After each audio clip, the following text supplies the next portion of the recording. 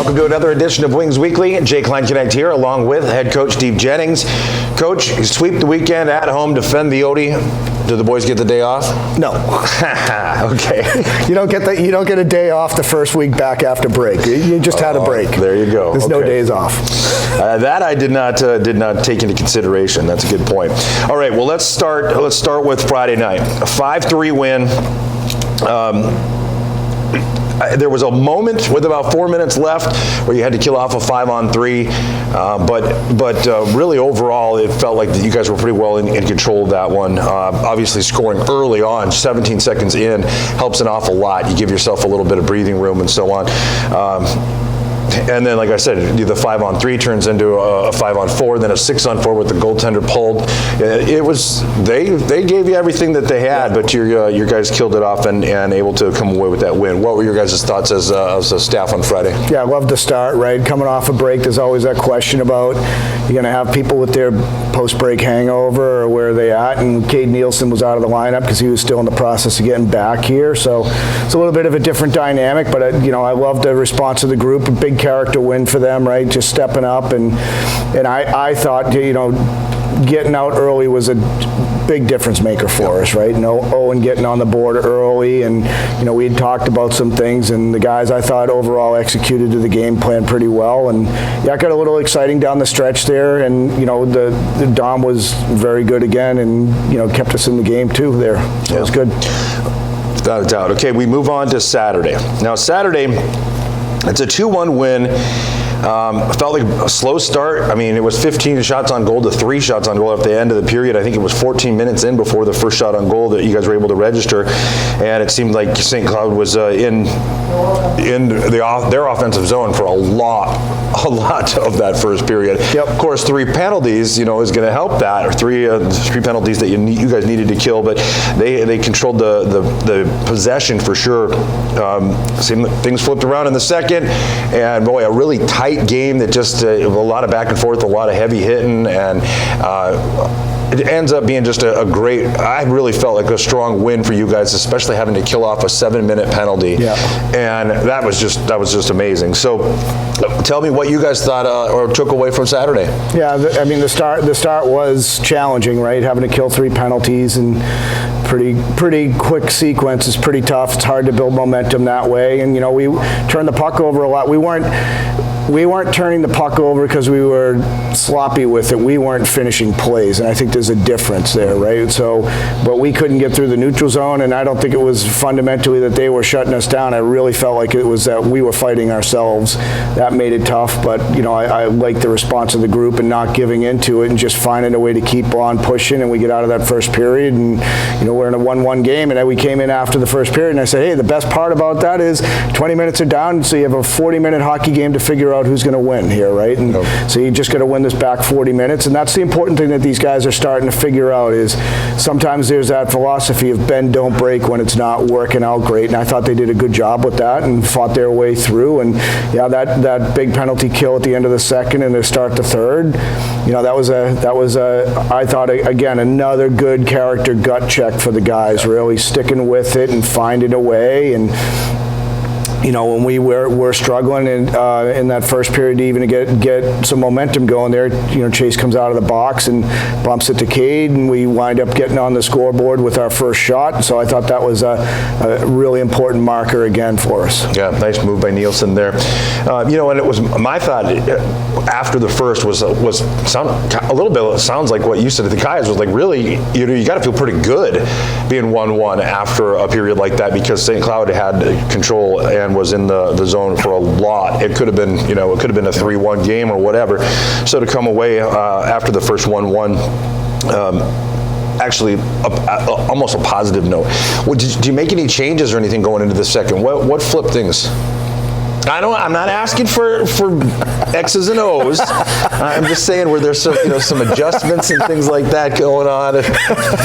You don't have to spill the Kool-Aid, but yeah, we did make a couple of adjustments, and I thought actually the one we made really helped us in terms of how we were managing the neutral zone. So that was good, and I really thought that the boys understood the opportunity that was with them, right? And first period we got lucky, right? we come in with 1-1. We're lucky and fortunate to be able, and not lucky like we just weren't in it, but we were lucky that we were able to manage the game and retain it and keep it 1-1 at the end of 20 minutes, right? So we're not going to be able to do that repeatedly, right? So part of growth and learning for a team like this over a long season is how to get through some of those challenging moments like that, right? So, but yeah, we came in, we made a couple of adjustments there. This is a coachable group, right? That part's good, and they listen.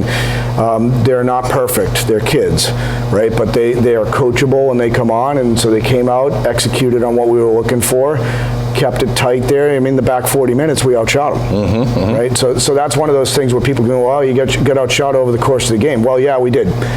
But when you look at the flow of the game and how the management went, and we went through a 7-minute penalty kill, you know, that was pretty, and that was tough, right? Because those major kills are, you know, they're mentally challenging. It's not just a penalty kill; it's a penalty kill without an end. Right. Right. On a minor penalty, you give up a goal. Unfortunately, you get your guy back. On a major, it's pile on time, right? So that part is challenging, you know, for many aspects.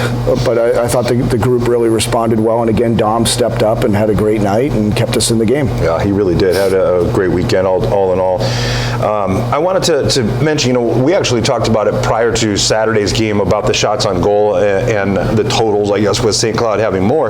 But the reality is that the shots that you did take were better quality or grade A chances, it seemed like, on Friday night. And really, I thought through the second and third period on Saturday night the same. Yeah. And you're, you know, I would be remiss if we didn't talk about the penalty kill. Again, the 7 minutes, but you had 3 in the first on Friday night. You go a perfect 8 of 8 on the kill. Power play gets 1 goal, 1 of 5 over the weekend. What is making the penalty kill so successful right now? Why is it so difficult? And you know, even if it's just talking about the heart of the guys, you don't have to tell me this is what we're doing here or what we're doing there. But it's flat out, I'm like best in the league percentage-wise, but you can see frustration on these teams when they go on the power play. You can see them when they go to the bench, and that they're kind of like, what can we do? You know? Yeah, and I think the guys who have earned the opportunity to play on the PK, and that's really what it is. We don't roll everything with, you know, certain attributes we look for with the guys, and I am very clear with this group, right? Like, if you want to be on the penalty kill, and it's a hard group to crack, you want to crack that opportunity, here's the expectation. If you're not going to do it, you're not getting your chance. Right? So the guys who are doing it well. They're also starting to teach others, because as you look, like when we have important people who are big members of our PK who either take a penalty or they're not available for a game, other guys are learning how to step in and fill the void for them, which is important, right? Like Cade. Like Cade, yeah. So we missed Cade on Friday night, and you know, some people would panic about that, and you know, we talked about it's just an opportunity for other guys to step up. So I think for those guys, they understand the mission and what we're after, and you know, we're not going to be perfect on everything. We talk about that in video, right? I'd love them to be perfect. Right, but there's no perfect hockey player. There's no perfect people. We need to get to a certain level of expectation and performance, and we're getting there, which is good. I actually, as much as people are happy with it, I still want more out of them. But that's just me being nitpicky, right? But I think for the guys, they understand the pride and the importance of this. They take a lot of pride and pleasure in it, and you know, it's an important part of our game. Well, I don't know if it's so much nitpicky as much as it is that you can't get back on your heels, you know, because then you can't rest on your laurels. Right, then things start going the other way. All right, well, great weekend, sweep against the Norsemen, and that moves some things around when it comes to the standings. Minot right now, 39 with 39 points, Austin with 37 in second, the Wings now in third with 34 points, North Iowa Bulls in fourth with 33, St. Cloud with 29, and Bismarck with 21. When we're looking at games played, Minot has the most, 32. Austin, second most with 31. They are then 1 and 2 with the points totals. Then the Wings with 30 games, North Iowa with 29, St. Cloud still with just 26 games played, and Bismarck with 30. So, you know, keeping an eye on that. But the Wings hurdle or vault over the North Iowa Bulls, and that's especially important coming up this week because we travel to Mason City. Yep. Now, going into this weekend, the Bulls are 15-11, 1 and 2.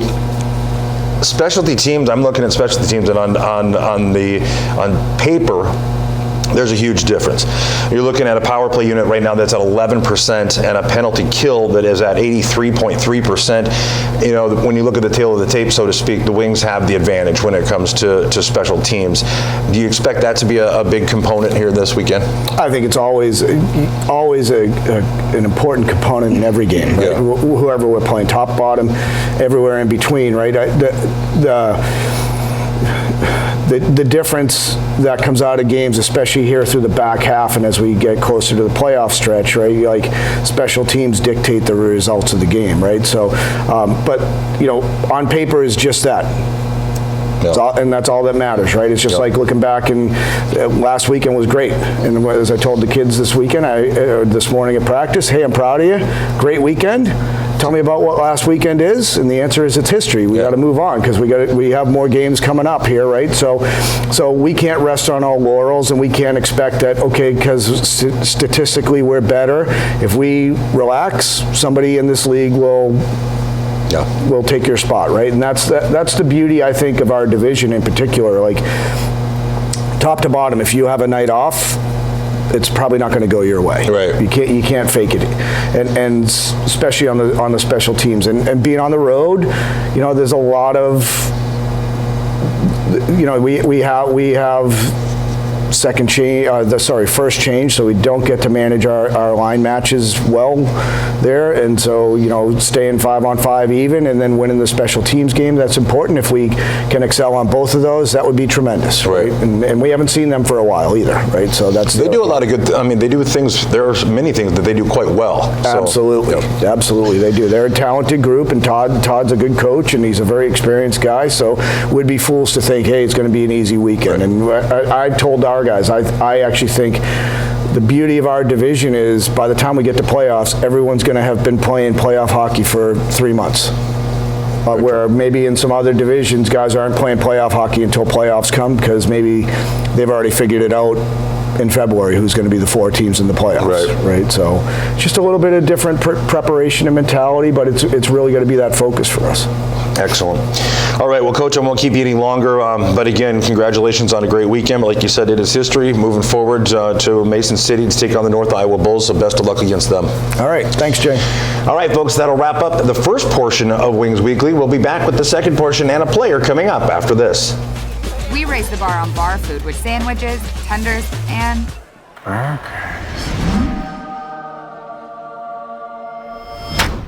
there's more where this came from. To the greatest of all times. Welcome back to Wings Weekly as we continue on with the second portion, and as usual, a player is joining me. In this case, it is Devon Carlstrom, defenseman extraordinaire from Palm Beach Gardens, Florida, where today it's 76 degrees. I missed that for sure, yeah. I was thinking about that when I was writing up some notes. I'm like, I wonder what the weather's like there right now. 76, yeah. And it wasn't that here Friday and Saturday. Definitely not, no. Before we talk about your start in hockey and stuff, I actually do want to kind of ask you that, because I know you were here last year, of course. Had you ever been in a cold climate like that before last year? I mean, was that a bit of a shock? Well, I moved away to prep school when I was 15, so I was up in the Northeast. I started in Massachusetts. Okay. And I went to school there, and then I moved to schools in Connecticut. So I kind of been around, like, you know, some snow and colder weather. Kind of, it's not like this, but it's definitely up and down there, and it doesn't quite get as cold, but there's still definitely some snow and stuff. And always at a young age, we had to travel every weekend, so we were always going up to colder places like Chicago or Detroit or wherever it may be when we were younger. So well, that helps then, because you know, when it's 12 degrees below zero actual temp and a wind of 15 miles an hour making it feel like 35 below, that is something that will make people go, what am I doing here? You know, it's definitely different, but at least that way you had a little bit of a taste of it before you came here. Okay, so you're starting hockey. It's my go-to for guys. I mean, sometimes it's a different story. Sometimes it always kind of sounds the same. You never know what you're going to get. So I got to ask you, at what age did you start playing, and what inspired you to start playing? Was there somebody in your family maybe that had played before, or maybe friends, whatever? How do you get going with that? Yeah, it was mostly from my dad. He's from Sweden. He started playing there growing up. Okay. And then there was a roller rink really close to my house. So for as long as I can remember, I was just always going out to skate there with my friends. And I played in the league there. So it started out there, kind of outdoors. And then eventually switched over to ice a few years later, and just never looked back. Very cool. I was fascinated by how when guys come from like Florida or Arizona or even Las Vegas, how oftentimes it does start with the rollerblades, and I didn't realize honestly how big of a deal that was, but it is pretty big in the warmer climates. So, when did you start playing defense? So pretty much when I was second year PU, I think. I started off playing center. I was always a centerman. I love scoring goals and making plays and stuff. And then my team had too many forwards, and I was always pretty good skaters. I could always skate well, and I thought the game really well. So they thought, might as well just move me back on D, and it worked out. Excellent. So I was just going to ask, is there something, what makes a good defenseman in your mind? Is there something, I know the ability to transition and skate forward, backward, all those kinds of things, but is there a mentality kind of too, do you think, that makes defenseman a little different? I definitely, you have to think the game at a higher level because you're kind of the last man back. It's kind of on you to make the play happen and get up ice, and you definitely have to be a good skater, be able to kind of move your hips and just transition seamlessly. So, good point. Okay, this might be a little bit of a tough question for you, but you guys, all of you, sacrifice a lot for this sport. Okay, you're away from family and friends. You're traveling around. You're working not only physically but mentally to train and all of those kinds of things. So there's a lot that you've given to this sport.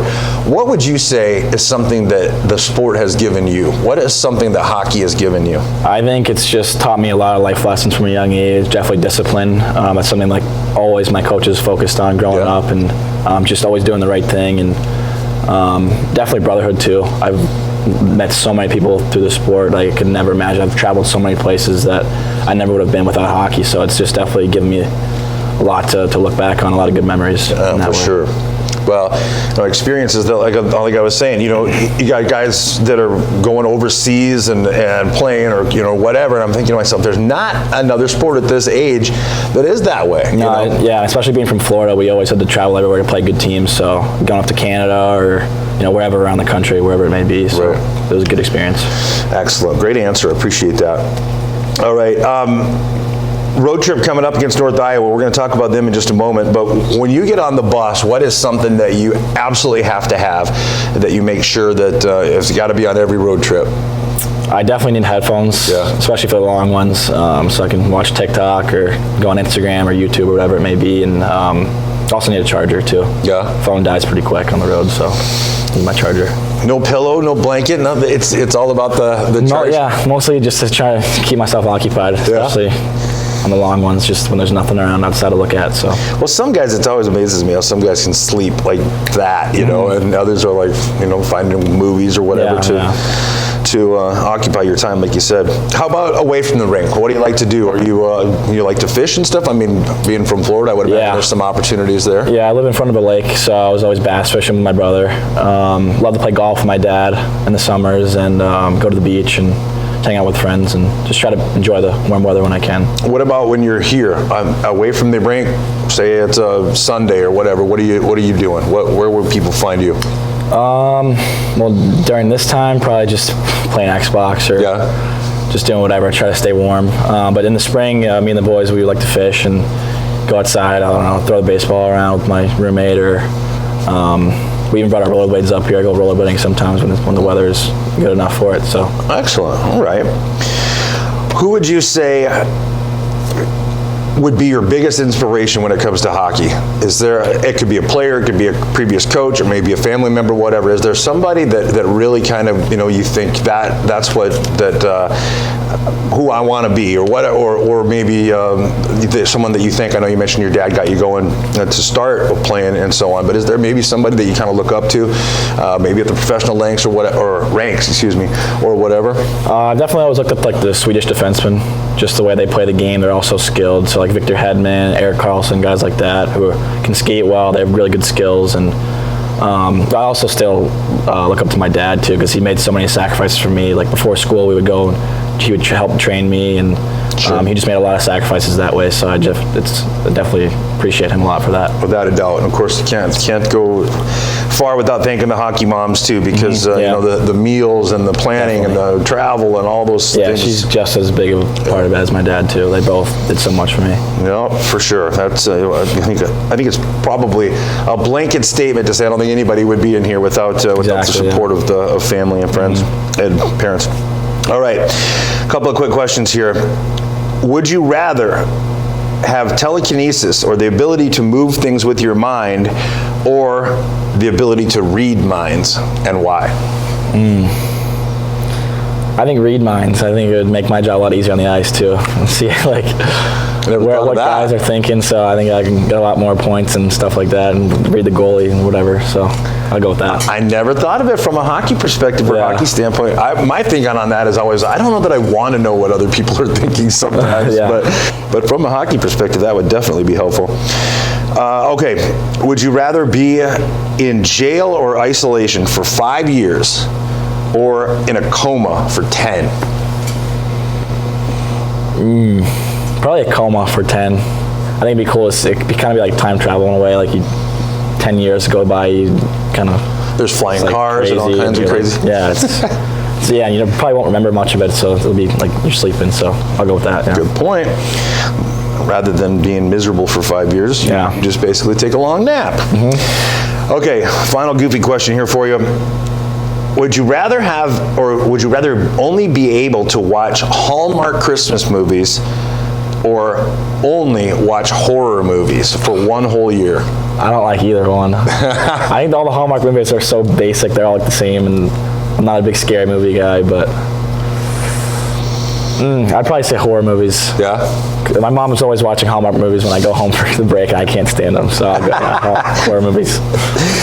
Well, there does seem to often be a certain plot, like somebody comes back home from the big city. They're all so predictable, and it's just like I'd rather have the jump scares and stuff. I can deal with that. They are pretty predictable sometimes, that's true. Okay, well, we talked about it. You've got a bus trip coming up this weekend, North Iowa Bulls, a team that you guys vaulted over in the standings with the sweep of the Norsemen, a team that you guys have played. We've seen them a couple of different times, but it's been a little while now. Yeah. So it's a skilled, good hockey team, just like pretty much all of them. Everybody is in the Central, and like Coach and I were talking about just a little bit ago, on any given weekend, teams are beating each other. There isn't somebody that's really standing out. What do you guys think? What do you as a team, what do you have to do to come away with some road wins here this Friday and Saturday? I think we just stick to our game plan. I think we've been good on the road this year. I think we have a plan throughout the week, and we just got to stick with that and just execute it. Yeah, preparation, big part of that, no doubt. And have you guys started to, generally speaking, obviously it's Monday, so you're not going to have an opportunity to really start looking at film and stuff. When do you guys usually do that?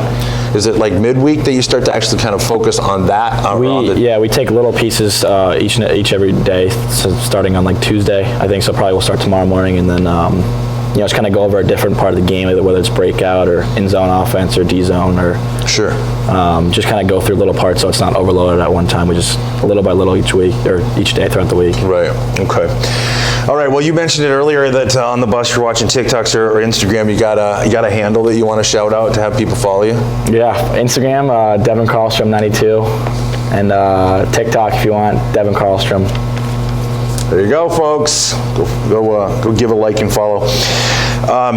That's about all I've got for you, though, Devon. I really appreciate you taking some time to come talk to us a little bit and let people get a chance to get to know you. Thank you. All right. Well, the team hits the road like we talked about to take on the North Iowa Bulls. Puck is scheduled to drop at 7:30 both Friday and Saturday night inside the Mason City Arena. Fans can watch the games, that is, plural, using their Hockey TV login or at Buffalo Wings and Rings in Aberdeen, the official home for all Wings away games. The game's audio is broadcast via Hub City Radio's 94.1 The Rock, or you can listen on the Rock app on your mobile device as well and take it with you wherever you go. We'll be back at the Odie on Friday, January 14th, 2022, to face the Bismarck Bobcats, and we'll head north to face them on their home ice Saturday, January 15th. So home and home coming up with Bismarck midway through the month. Corporate night sponsorships are still available in 2022. Call Aaron at 380-5852 to see what's open. Don't forget, Wings Weekly is now a podcast. Find the audio for this season's episode on Spotify, Stitcher, or iHeartRadio. For all the latest news and information on the Wings, visit AberdeenWings.com or follow us on Facebook, Twitter, Instagram, and now on TikTok as the official Aberdeen Wings. Once again, Devon Carlstrom, thanks so much for joining me here on Wings Weekly. Thanks for having me. All right, and good luck against the Bulls. Folks, that'll do it for this week's Wings Weekly.